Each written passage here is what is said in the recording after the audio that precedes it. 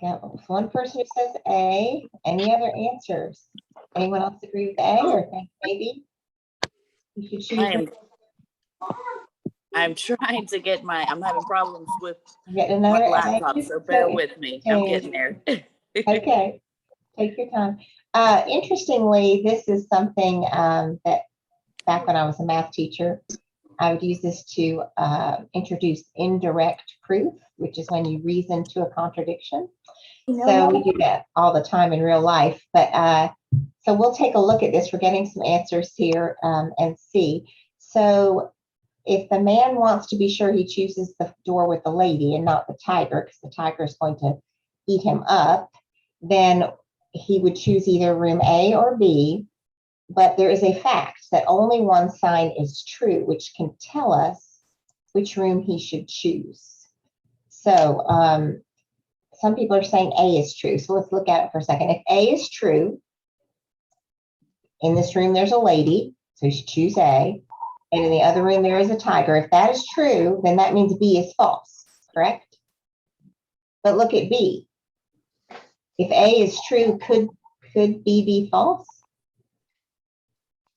If A is true, then B is also true, right? Here's the contradiction.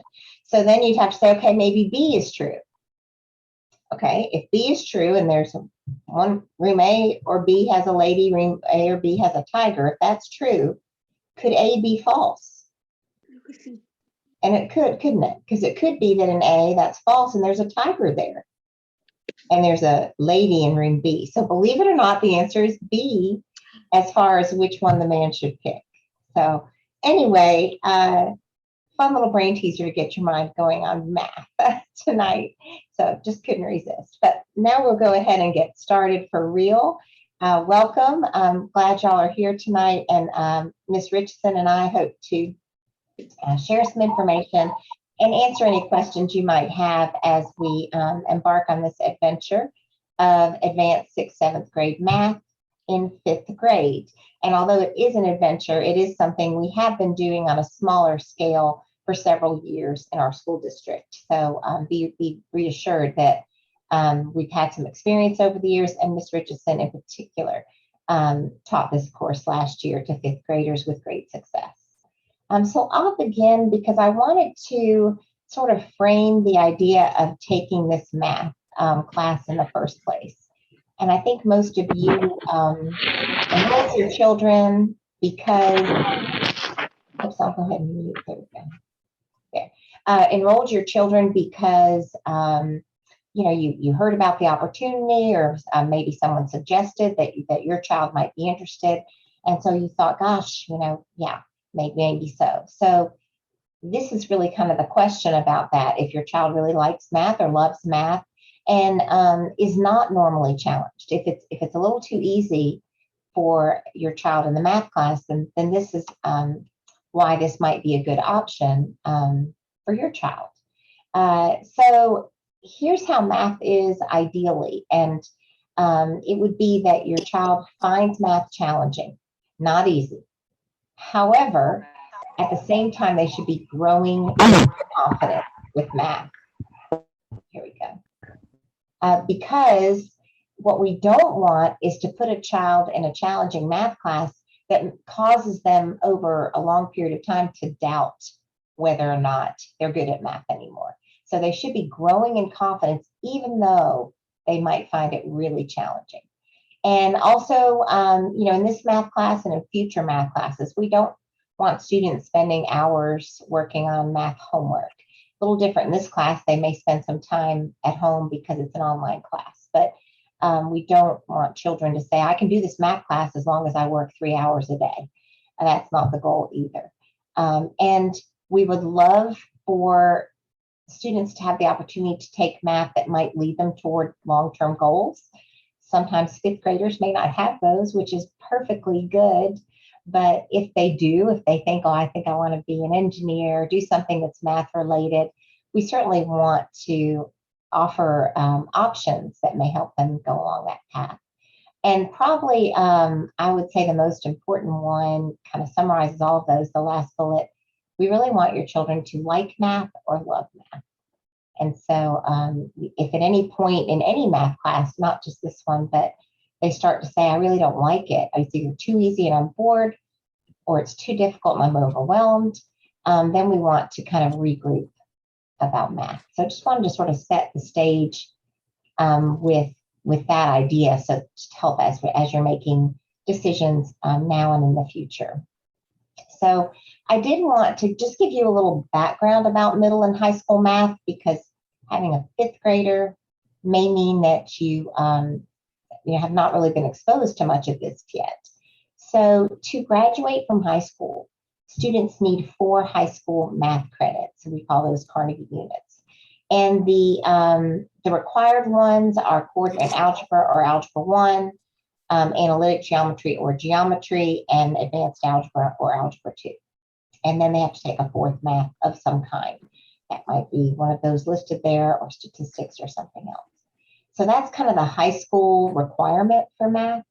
In middle school, students take 6th, 7th, and 8th grade math and master those standards. And then often in middle school, we have kids who take accelerated math, which is, we'll talk about in just a moment. Do y'all have any questions overall just about what math students need to graduate from high school or middle school math in general? Before I move on, you can type them in the chat or speak out.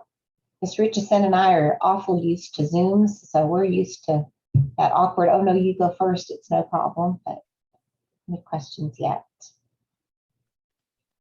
Okay, I'll keep going, but please jump in anytime. So I did want to give a quick vocabulary lesson about math.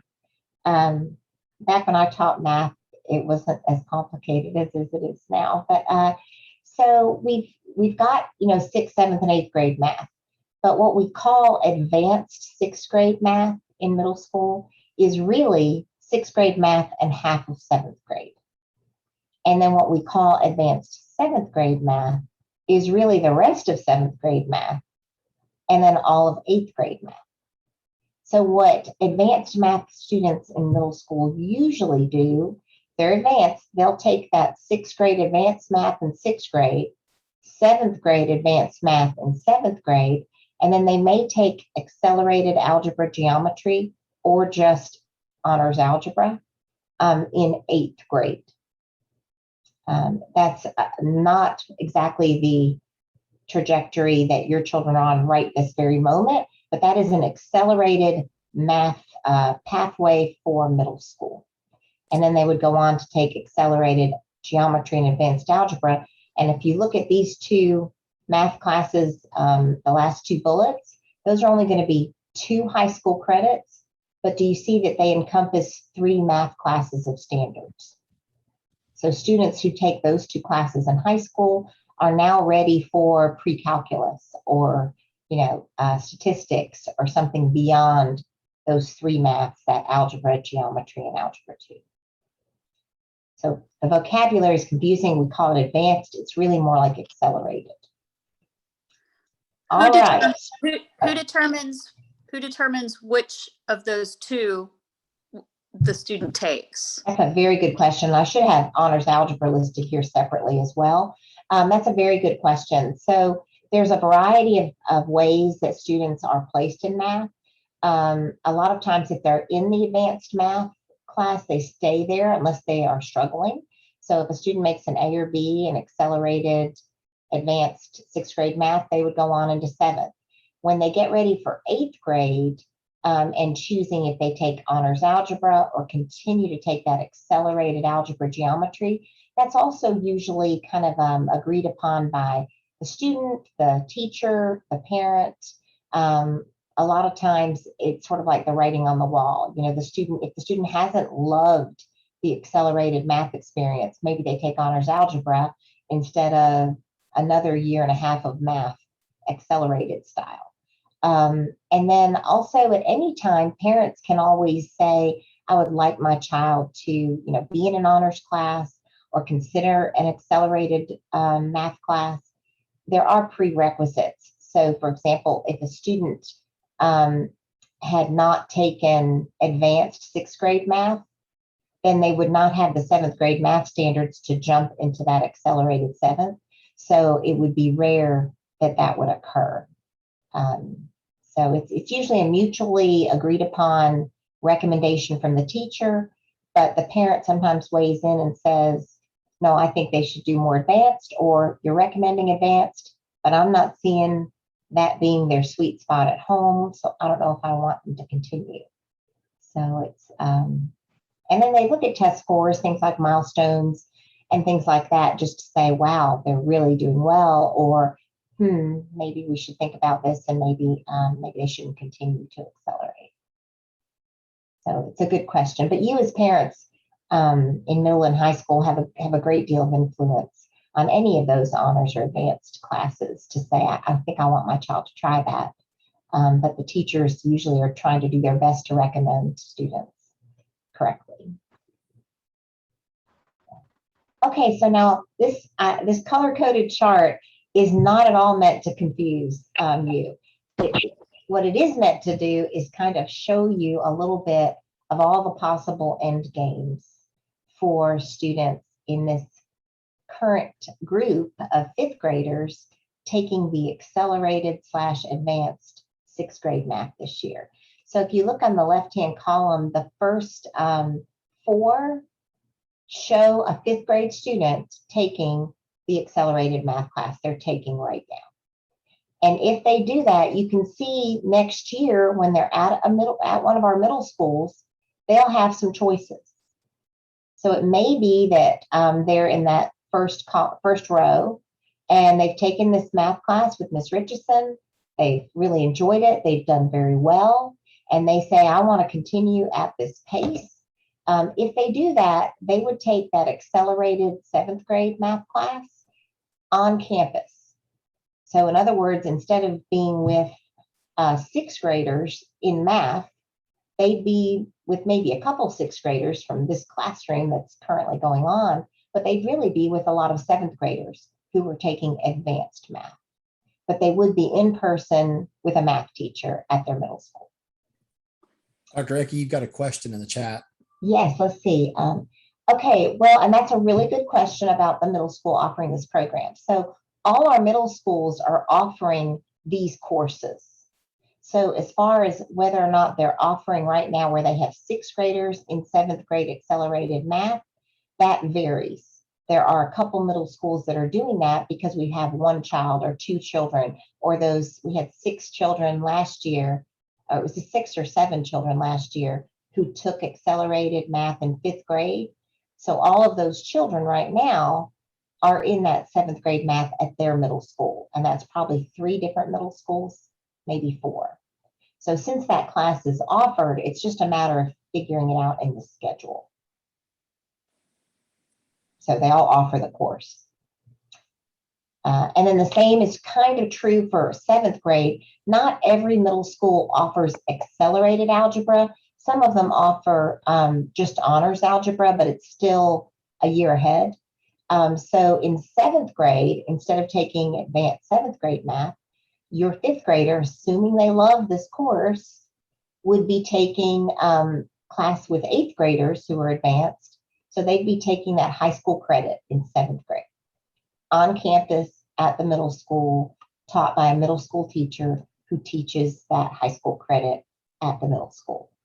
And all of our middle schools do offer a high school credit math, either honors algebra or accelerated or both.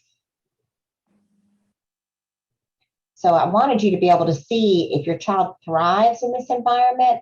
6th grade, they'd have an in-person math teacher, and they'd be with their 6th grade peers, except in math.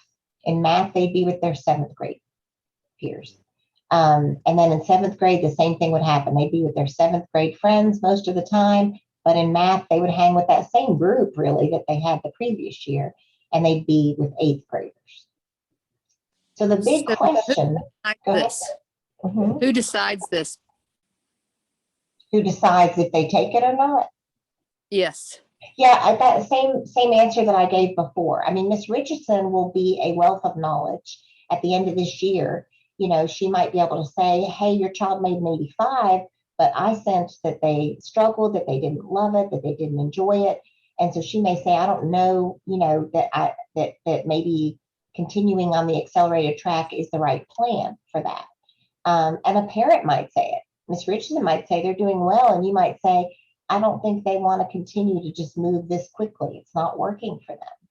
And in that case, they would, if they go back here to the ones that are in kind of green or yellow, and they'd say, well, I took this, but I think next year I'm going to just take, 7th grade math. Or if you look at the bottom two, this is someone, they might finish this class with Miss Richardson, or you might decide along the way, this is really not working. I want them to go to the 5th grade math classroom, and let's offer them some enrichment there. But let's get them back in person in math. Let's get them where they're not struggling or feeling overwhelmed.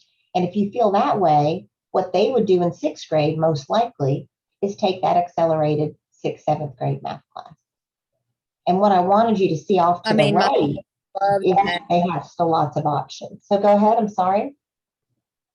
My son loves math, and he's always made A's in math. And he's really good at math. And, he went to the competition in math. So he makes straight A's in math always. So if he loves this class, now again, the thing about this class, there's two things going on. One, it is an accelerated advanced math class. Two, it is taught online. And so you might figure out that, yes, your child is really advanced and accelerated in math, and the online thing is just not working as well as you would like during the year. And if you decide that and you pull back into 5th grade math, they could still be very accelerated. So if you look at these bottom two rows, you can see that any student who in 6th grade took the advanced 6th grade math would have an amazing trajectory in 11th and 12th grade. So in no way, shape, or form, if your child decides, and you and your child decide this opportunity isn't for them, or at the end of the year you say it worked out, but we don't want to continue going this quickly, if you want to jump back to any of these options, you will still, as you can see in 11th and 12th grade, have many, many options for a very accelerated math plan. So I really wanted to show you that there are a lot of options there. The other thing I wanted to mention was this. If your child stays on this very accelerated math path, they do well this year and they like it a lot. Next year, they jump into that accelerated 7th, 8th and hang out with 7th graders. 8th or 7th grade year, they take that accelerated algebra geometry or honors algebra credit taught in middle school by an 8th grade teacher, but it's a high school credit. They take it in 7th grade. In 8th grade, there won't be at the middle school a teacher who teaches these advanced high school credits, the two that I have circled. So that means at that point, we'll have to figure out what we're going to do for your child. It might be that we have another online option for just that math class. Or right now we have a child who has been on this accelerated track and done very well. And he is currently starting his day at the high school and then walking down, the schools are right next to each other, walking down, and in not so good weather, he's having, I think, the SRO or a counselor drive him down to the middle school for the rest of his day. So I'm not saying that's what we would do at all our middle schools. I'm just saying we would figure that out so that we could meet those advanced learning needs. But I did want to say in 8th grade on this accelerated track, unless we have 15 or 20 kids who all need that at that school, we'll have to figure something out. And it might be online again, like this year, or it might be something that could work out in person by going to the high school. When I talked to that young man before his first day, it was on the first day of school, and he was about to go to the high school for that math class. And I thought, wow, here's this 8th grader. He's going to the high school for math. And I said, how are you feeling about it? He said, oh, I know all those kids. I feel great about it. And I thought, oh, yeah, he's been in math class with them for 2 years. He knows all those guys and they all know him. So it turned out, he was not what doesn't feel like it sounds like you're just suddenly turned loose in the high school as an 8th grader. They took very good care of him there, the counselors and everybody else. And plus he already had some friends there from his math class. So, But if in 8th grade, if those courses are not offered, what would they do? Just go to regular 8th grade math? That seems, no, they backwards. wouldn't do that. That's what I mean. We would always be able to offer it online. Oh, But I'm saying that, and so people are wondering, like, is my child now on an online math track for the rest of their lives, and they're not. This is an opportunity because we have this, virtual school, and we have Miss Richardson who's experienced in doing this. We were able to open it up to 5th graders. In the same way, when these 5th graders and our current 6th graders who did it last year, when they get into 8th grade, we will make sure we have an online option for this. And it may turn out, depending on the child and the school and the parents and the situation, that we even have something where they could take the course in the high school. But that will be, we can't decide that right now, but we would decide it at that time. But I can assure you we'd have an online option for them. We wouldn't let them just stay in class and repeat a math class at the middle school. So I guess what I wanted to do more than anything else is kind of reassure you that in 6th and 7th grade, if your child was stayed in this track, they would have an in-person math class and an in-person teacher. And then in 8th grade, they may have another online opportunity like this one. Or it may work out where they would go to the high school. But again, we will have to figure that out at that time, what works best for the school and the child. The other thing I wanted to show you, these 11th and 12th grade math options. I'll be honest with you, I almost majored in math. I became a math teacher. I was in advanced math. I would not be doing some of these accelerated things. And I was really good at math and love it. So this is not for everybody. When I say something like Georgia Tech calculus, which I'll tell you about in a moment, that's really not for a whole lot of kids. So, I love what, I don't know your last name, but it said Bridget's iPhone. I love what you said about my child loves math and they're good at math. And that's wonderful. We want that to continue. That doesn't mean they have to take something as hard as AP Calc BC or Georgia Tech Distance Learning Calculus when they're a senior. That's really only for those kids who continue to say, this is my thing. I love it and I can't wait to do more of it. We have a whole bunch of other options like dual enrollment, IB math, AP calculus, AP statistics, all sorts of options for 11th and 12th grade for advanced math students. So I didn't want everyone to think we were going to be sending all 40 of you to Georgia Tech calculus their senior year, because that's not the case. Any other questions about this possible 4-year math plans that are here? And Ms. Richardson, I'll stay on afterwards to see if you have any other questions at the end, individual ones. So I wanted to tell you, go ahead.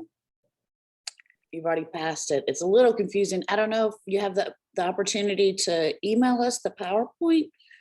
Because I'd love to. Sure. I'll give it to Ms. Richardson and she can share it for you. Okay. Thank Well, she you. has it. What should I say? Ms. Richardson, I've been going back and forth on this all day, so she's got it. She can share it with you. Okay, thank you. Yeah.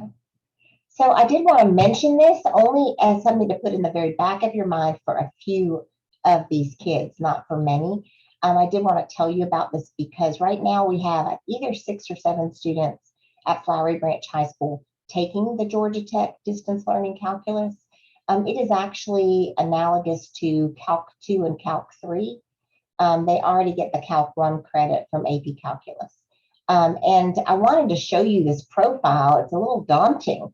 So students who take this Georgia Tech Distance Learning Calculus have these incredible SAT scores or ACT math scores, wonderful GPAs.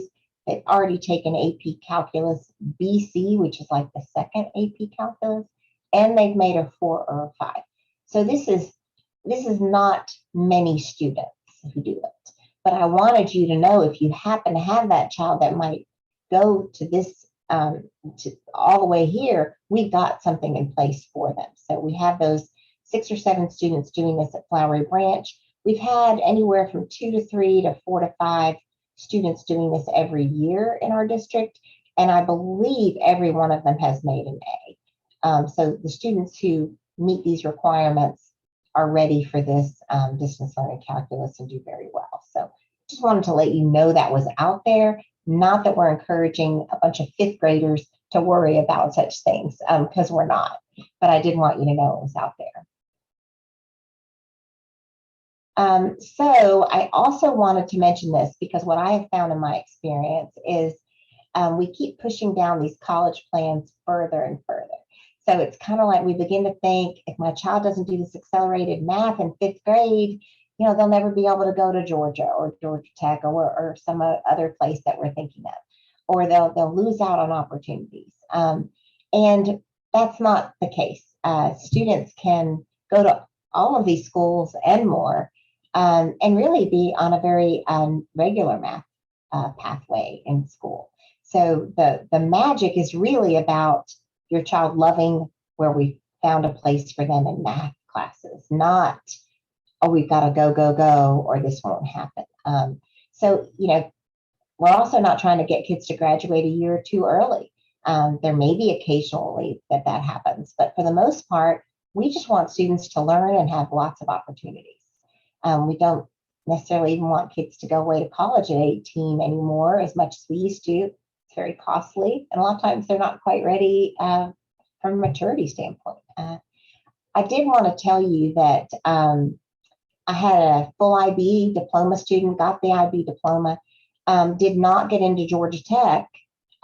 Most of our IB students who apply do, but this one didn't. They ended up going to UNG for 2 years. They have a program that after 2 years at UNG, you transfer to Georgia Tech. That student's a graduate of Georgia Tech, and they didn't get in as a freshman. I can also talk about my daughter. She's the media specialist at West Hall High School right now. She didn't apply to University of Georgia when she was a high school senior because she would never have gotten in. As a matter of fact, guess what her worst subject was? Math, which broke my heart as a math teacher, but it was true. And so she did not do well on the math SAT. She doesn't like math. She thinks she's bad at math. And yet, right now, she has 3 degrees from the University of Georgia. So she went somewhere else. She played some volleyball at a small college for 2 years, transferred to UGA, got her master's, her bachelor's, her master's, and her specialist degree there.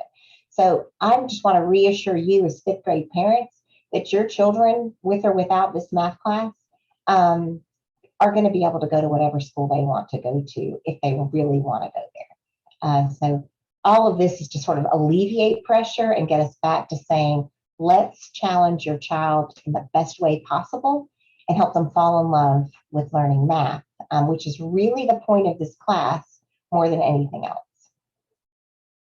And, you know, call on me anytime if you have questions about this, because this is like one of my favorite things to talk about. But I won't talk about it too much to fifth grade parents yet.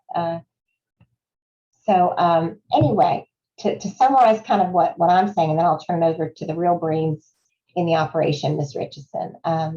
We really want those children who really say, gosh, this is my thing. I need this and I love it. We want them to be in this class if that really fits them. In middle school, there's some students who will start to develop that. So they may not look like they need advanced math now, and later they will. And then it happens in high school too, where they've never been in advanced math. And then in high school, they go, I decided I really like this. I'm good at it. And suddenly they start accelerating in math and doing well. So we really want students to be challenged well. And that might be for many kids that on grade level math is just perfect for them.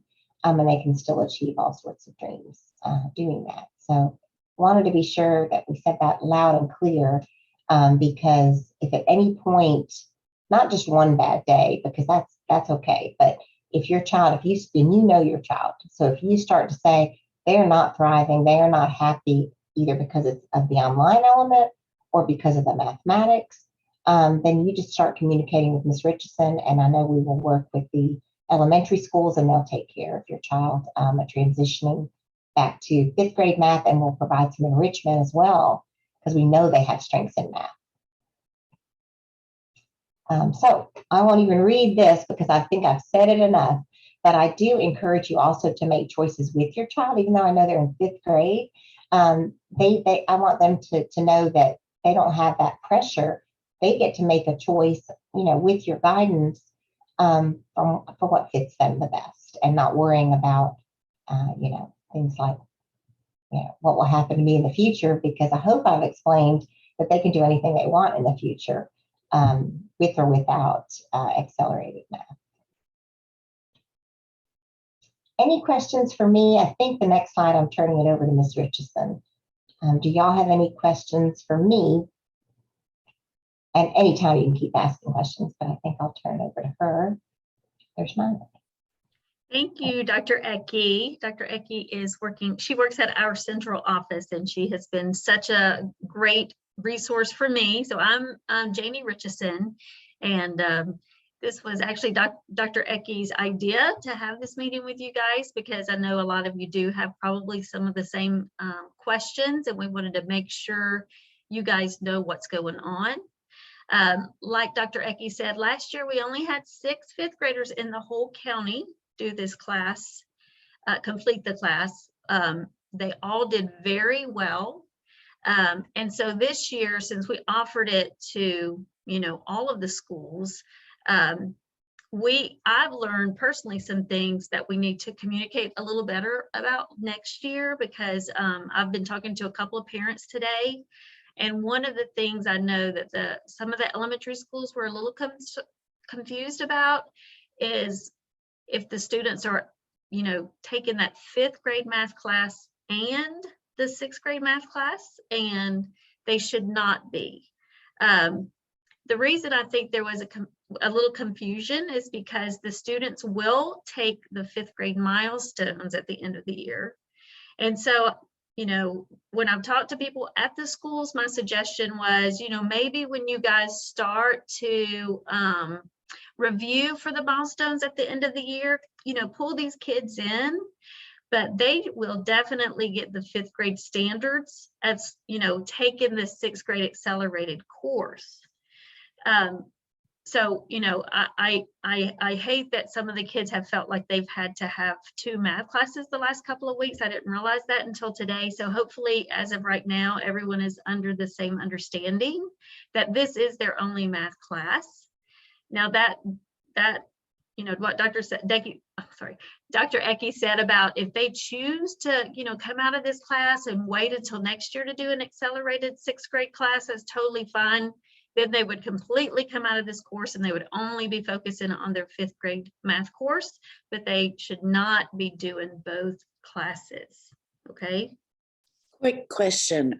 Thank you so much for sharing that, because just tonight we've been doing 5th grade math and 6th grade math at the kitchen table. Has that been communicated to all the elementary schools, or do I need to let his teacher know? Well, I did make a couple of phone calls this afternoon after I talked to some parents who told me that was their understanding. I did make a couple of phone calls.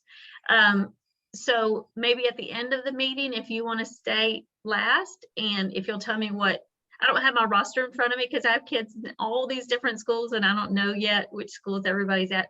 But if you'll wait till the end and tell me what school, I will absolutely make sure that the teachers understand that. Okay. No problem. Thank you. All right. And you're welcome. Someone's asked a great question. How long should they be spending each day in class? All right. So that's the other thing, is that all of the different schools are handling this class a little differently. A lot of the teachers are giving their students opportunities to work in this class during their search class, right? Are they all called search? I think so. Some of the schools have search only 1 day a week, which means they would only work in this class once a week, which if they're not taking their 5th grade math class, to me, it would make sense that they would work on this course during that 5th grade math time. So to me, it seems like that would be 5 days a week. But we're definitely going to make sure all of the schools understand they should not be taking 5th grade math.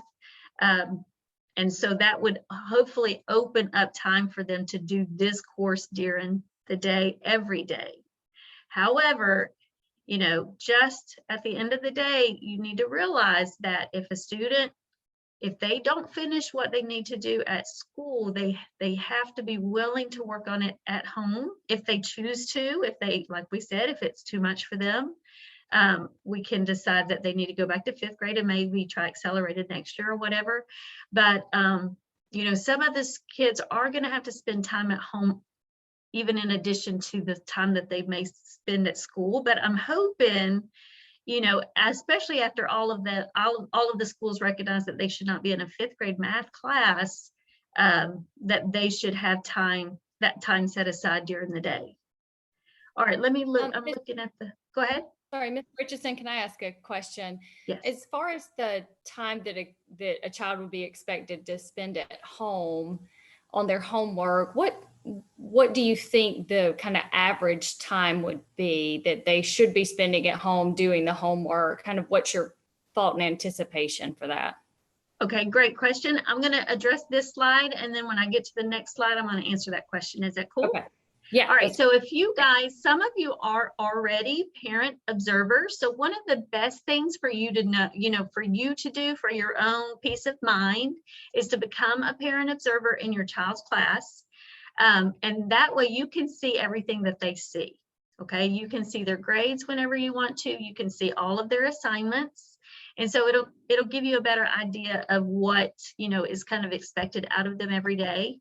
I will send out this PowerPoint to you guys tomorrow, and this link is on there. I also sent a link out last week, although I realized after I sent it that I didn't have it shared for anybody to open, and I apologize for that. But this link, if you go onto it from the PowerPoint I'll send you tomorrow, if you click on it, it'll give you the directions on how you can sign up to be a parent observer.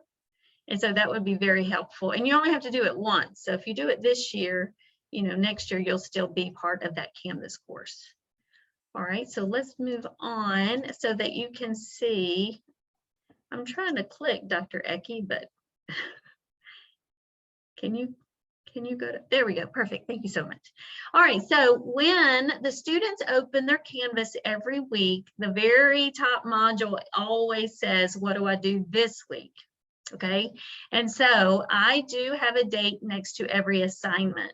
So this is just, I just did a snip of this page. However, if this were live, if I clicked on Monday, August the 30th, it would say something like today's or Monday's to-do list. And I make them a video. So basically on Monday's page, maybe I should just pull up the Canvas page. Should I do that? Do you guys want me to pull up the Canvas course and let you just see? Let me do that. All right, I'm going to open it real quick. I should have already thought about that. Give me just a second. Hey, I just stopped sharing, so you should be able to share and then you can show your screen. All right, thank you so much. All right, I was great. And while you're getting that, I'll say we also have Mr. Matt Alexander here with us, our director of elementary schools. He's the one who chimed in on the chat saying he would be sure to communicate that to schools. So welcome to Mr. Alexander as well. Yes. All right, I am going to. Hey, no worries. I can come up with more brain teasers while you're doing this. I got a million of them. I think I got it. Okay, so this is the live course. So like I said, on the top, it says, what do I do this week? Now, I don't unpublish previous week. So if your child hasn't, some of the students haven't been doing any work. I talked to a couple parents today. I'm like, I'm not really sure why, but they haven't done anything. So all of the assignments are going to be available each 9 weeks. So at the end of the 9 weeks, I'll unpublish the whole 9-week section. But if you scroll down, you can see, oh, this is what they did last week. This is information for, this is what they did 2 weeks ago, so on and so forth. So, and I don't count off points for late work. So they can always go back and do any missing assignment. Was someone asking a question? I'm sorry. Okay. All right, so if I click on Monday, here you'll see today's to-do list. They're actually having their first test this week, so I have given them a study guide. So my directions were to go ahead and print this, and I have communicated with specific teachers at each school that can help them with printing because the kids can't print from their Chromebooks. So I do have a point person at each school that's going to print for them. And then since it's an asynchronous class, I'm not teaching them live. I do make a lot of videos. So I've already made a video where I have worked out every single problem on the study guide for them so they can check their work. And so my suggestion is to go ahead and work on this. And then by Wednesday, they should have this study guide finished so that they can watch my video and check their answers. And then also, I want you guys to try division with mixed numbers and have a wonderful Monday. And then, since it said I want them to practice division with mixed numbers, here's the lesson. So they actually click on this lesson, they read it. And so that's another thing. These students really have to read for understanding. This is basically their textbook. Well, it's interactive. It's better than a textbook, but they have to read this. They have to look at the examples. They have to look at the lesson objectives. They have to make sure they understand what's going on this page. And then for some reason, my screen is acting weird on me. Here we go. But basically they have some interactive sections on each of these lessons. My videos always encourage them, hey guys, you need to write down these problems. These are your notes that you need to take for this particular lesson. There's videos for them to watch. There's practice. So right here, they're going to hit begin and they'll practice these problems and they'll get immediate feedback on whether they're getting the right answers or not. So it really is a great curriculum. It gives them exercises to try, and then there's always a section that lets them check their answer or it gives them the right answer. And then once they're finished with the actual lesson, they will take a formative little, we call it a quiz just because they get a grade on it, but then they have a few questions to answer over that section. So they have 4 to 5 assignments every week. So they, I mean, as far as the question of how long should they be spending, ideally they would have enough time during the school day that they could get through most of the lessons. I would say about a total of 40-45 minutes per day on each one of the lessons. Okay. So can I ask another question, Ms. Richardson? So of course. With the unit study guide that you were showing, Grace Ann was saying, oh, this is new information that we haven't seen before, and that it was to test kind of their knowledge for some future lessons. So it sounds like that's not the case. It is information they had learned before and just some practice problems on that. You're talking about the study guide? Yeah, the study guide. We worked on that last night. So I just was kind of curious.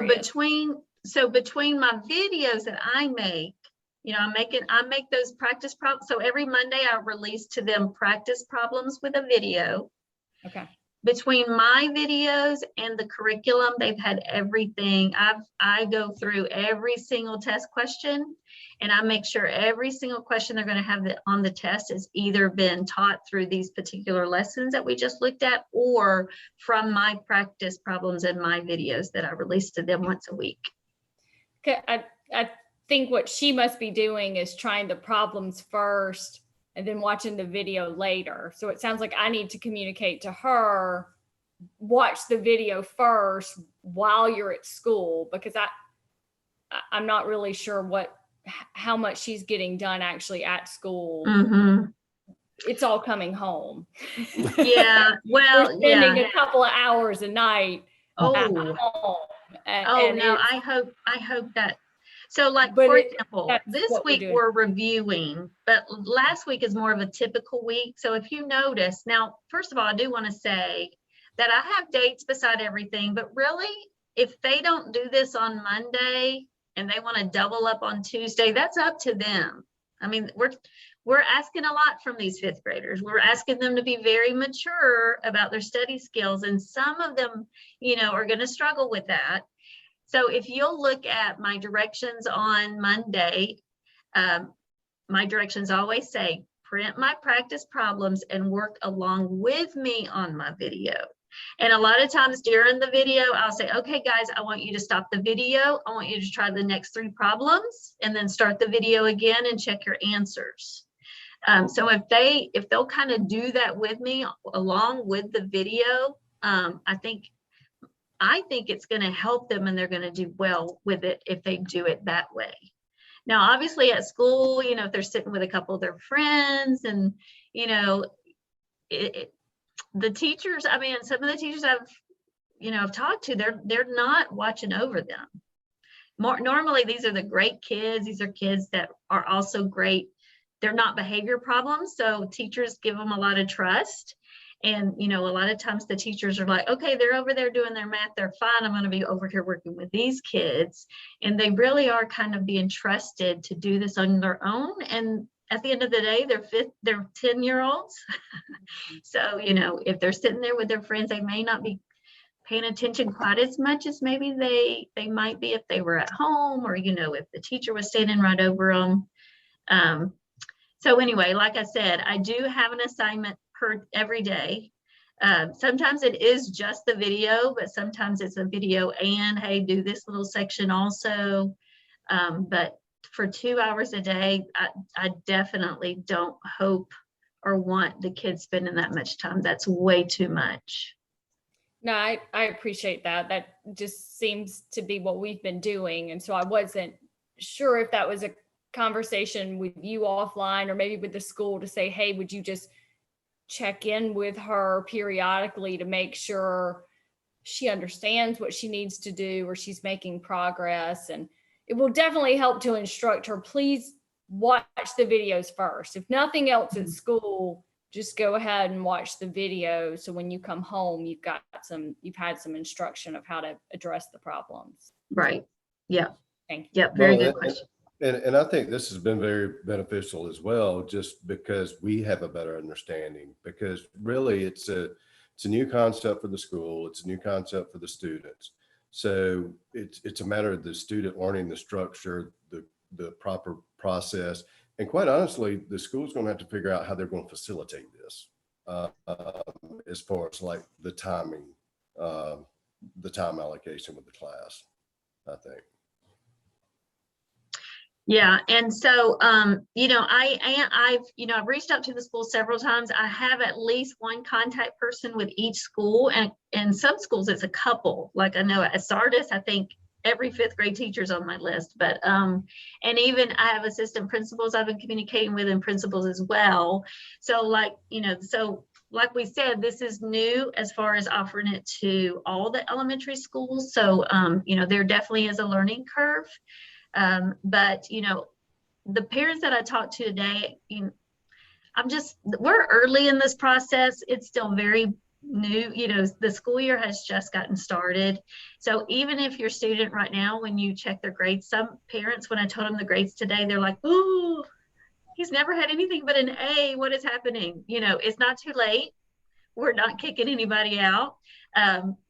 I'm glad that we are having this meeting so everybody can kind of see what the expectation is. And honestly, we are kind of expecting a lot out of these kids.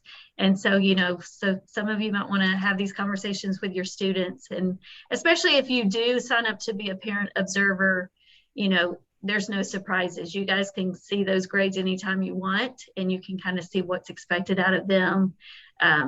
But I think it's a great program. It's a great curriculum.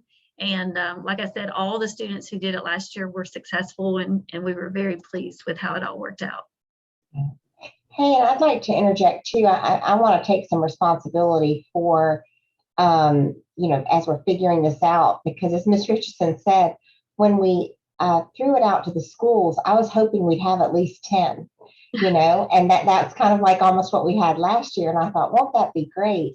Well, next thing you know, we had 42, and almost all of our elementary schools were suddenly involved, and most of them have not been familiar with it either. So it's not that they haven't wanted to facilitate or dropping the ball. I really need to take ownership more of that communication, because this thing got a lot bigger than we thought right away. So they are, as you know, because you know your kids' teachers and their schools, they so want to help take care of your kids and make this work. But we might need these conversations help.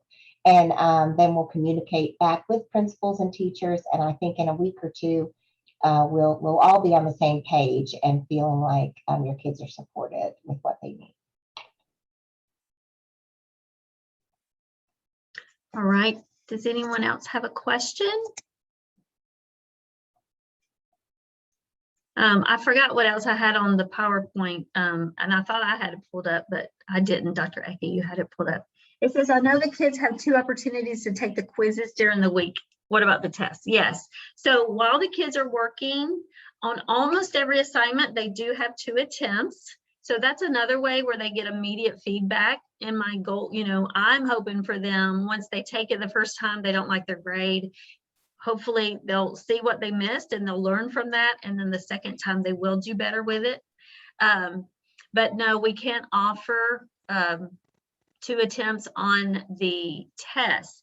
In fact, last year we kind of gave them the test that was built into the curriculum, even though it wasn't ideal. But this year, after speaking with Dr. Ecke and a couple different people, we do want the kids taking the Hall County tests with all the other 6th graders in the county that's taken accelerated 6th grade math. And so, you know, it's set up completely different. It's through what we call a Mastery Connect. Their teachers at their schools are monitoring them taking those tests for us. Since they are in the building, I've asked them if they would be willing, you know, on a specific day to monitor the kids taking the test. So no, we're not going to allow 2 attempts on the test. And just keep in mind also, the study guides that I give them access to are very similar to the tests. So if they do, you know, do well on the study guide I know they're going to be successful on the test as well. So let those study guides help them as they prepare to take the test. Their first test is this week. Some of them are taking them on Thursday in their schools, and some of them are taken on Fridays. I'm kind of at the mercy of the teachers that are in the building. And so as far as I know, they have been told which day they're going to take it. I've got a question for you. Okay. Is there a way we can check and see if they're missing assignments or not completed assignments? Because I was caught off guard earlier today with you when you said that Archer hadn't completed some assignments in the classroom, and if he doesn't complete it, he had to do it at home. Yeah, so if you become a parent observer, I think I sent you that link earlier today, is that right? If you, I haven't received anything yet. okay. Well, and like I said, I'll send you this PowerPoint tomorrow, and it has the link on how you can become a parent observer. You can see all of his grades. You can see everything that he's missing. So you can know at any time what his grade is and what he's missing. Okay. Okay. So if he's not, if he does complete all his work at school, what is his 30-minute homework at home? Just to finish whatever assignments hasn't been submitted. Okay. Like he doesn't have an additional homework. It's just those assignments listed under that top module that says, what do I do this week? He has until midnight on Sunday. So I release everything Sunday night, and then they have the whole week, and then everything's due by midnight on Sunday, the following Sunday. So they have 7 days to do 4 or 5 assignments. Okay. Yeah, because it caught me off guard. And I was like, what? Yeah, I'm sorry. Yeah, I had to make a couple phone calls today, and the parents were like, what?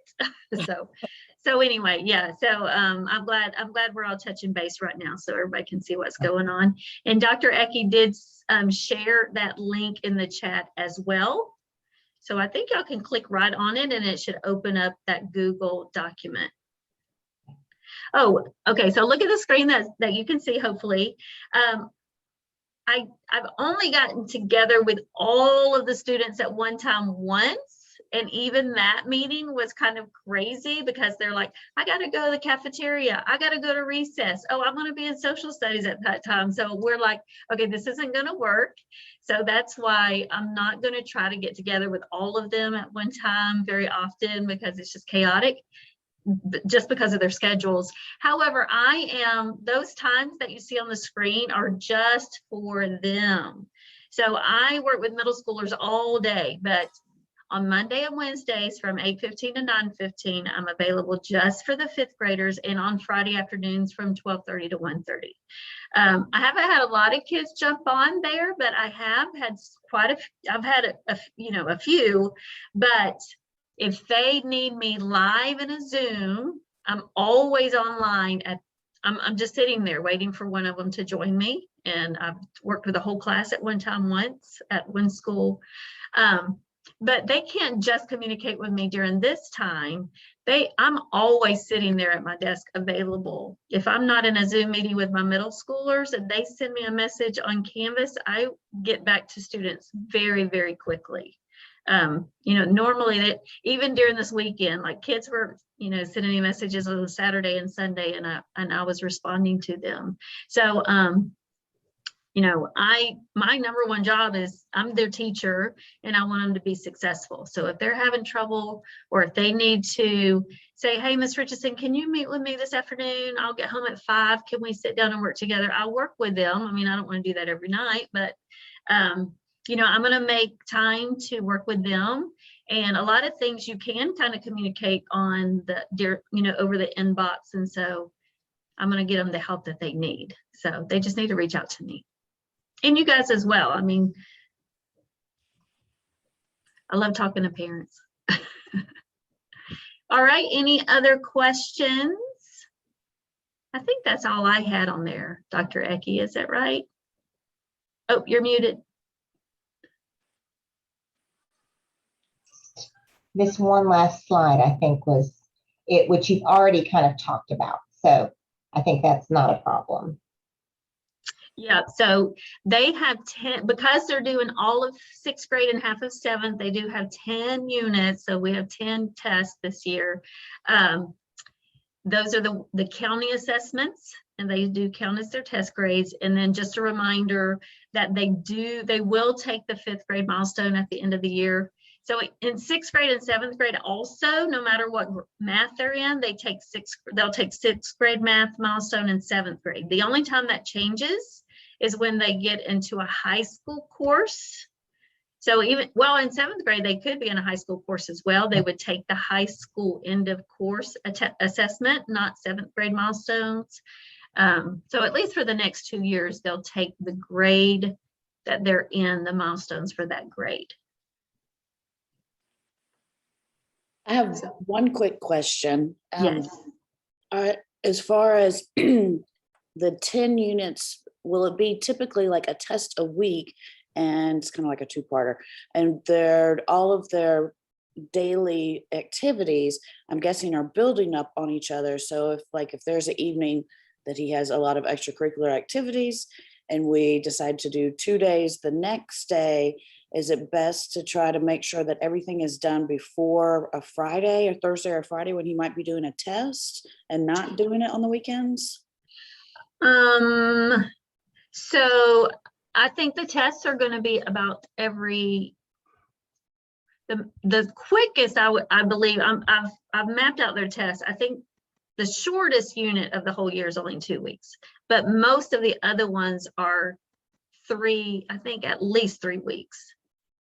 I don't know, I'll have to look, but anyway, yeah, so when they do take a test, I'll have to offer 2 days because, like I said, I'm at the mercy of the elementary teachers' schedules.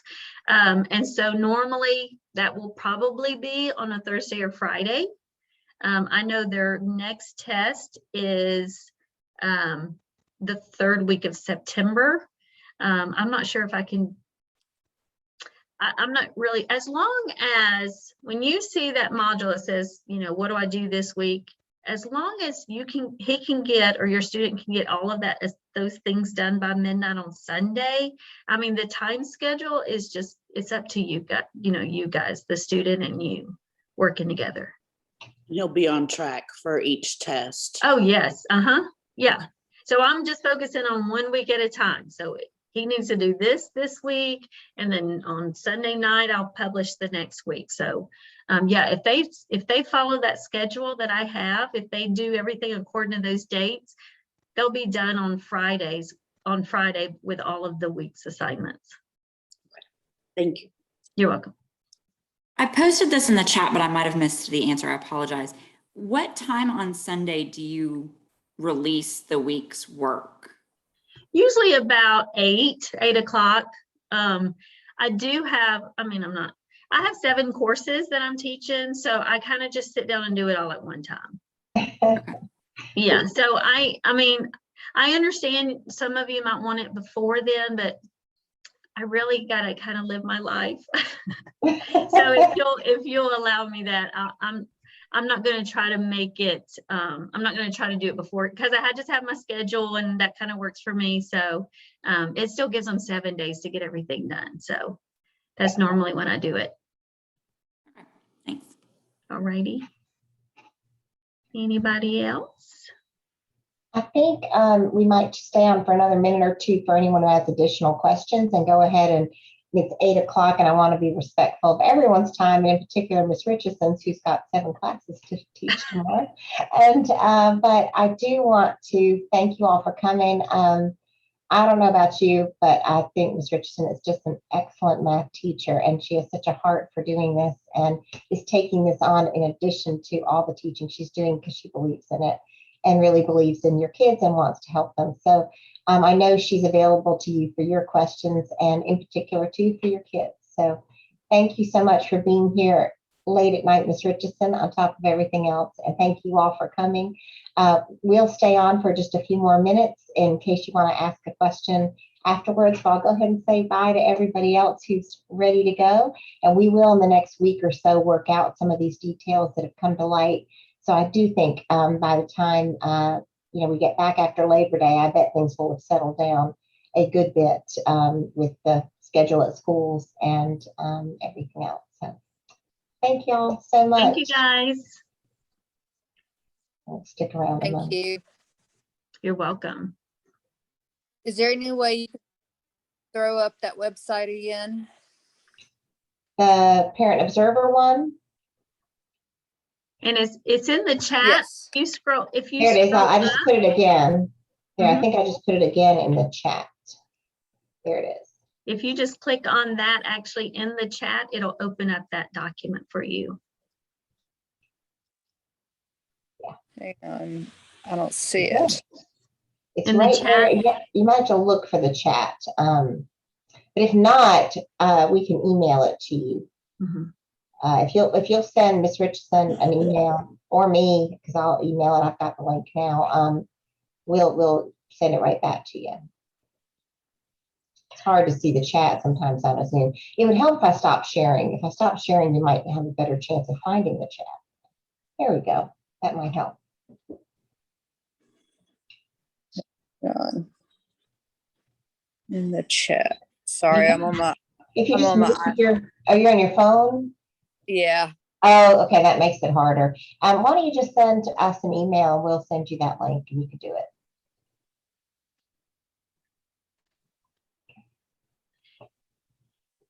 I see Miss McIntyre out there. Thank you so Thank much. you, Ms. for joining McIntyre, us. for being here. Yeah, she's one of our search teachers. All right, I think I've got it. Any other questions from y'all who are here? I was going to pop on and just say thank you. I know that Okay. there's a lot of kinks that y'all are trying to work out, but my child loves it. He's really enjoying it. So I just wanted to say thank you, and thanks for letting us jump on and learn more about it. Wonderful. And Well, that's good worth luck. it. Just that, just hearing that, that's worth all of it. Good. All Well, right. and Y'all I have a would like to wonderful night. reiterate that as well, because I think it's a great program and a great opportunity for the kids. I was kind of in advanced math classes, but nothing quite like this, where you could be taking AP in 11th grade. I mean, that's just phenomenal. So thank you. And I know on the admin side, it's a lot of additional work. So thank you for your hard work. You're welcome. This was all Dr. Ecky's doing, so she's Mhm. awesome. Yeah, I made it all up and then Miss Richardson's doing it all. So there you go.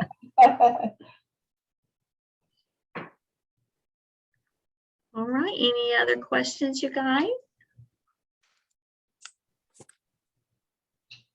Okay. I was, Great. now Bridget was, Bridget, are you still on there? I think she is. Yes. I was just gonna ask specifically, if I can, what school is your child at? Oakwood. Oh, good, okay. I just wanted to jot that down real quick. I mean, White Oak. I'm sorry. I'm sorry? Yeah, Oakwood, excuse me. Oak- Oakwood. Okay, I got it, thank you. Okay, well, thank y'all very much. Y'all have a No good problem. night tonight and stay dry. And thank you again, everybody, especially you, Ms. Richardson. Oh, thank you. Okay, Y'all have a good night. see y'all. Bye-bye. Bye, guys. Bye.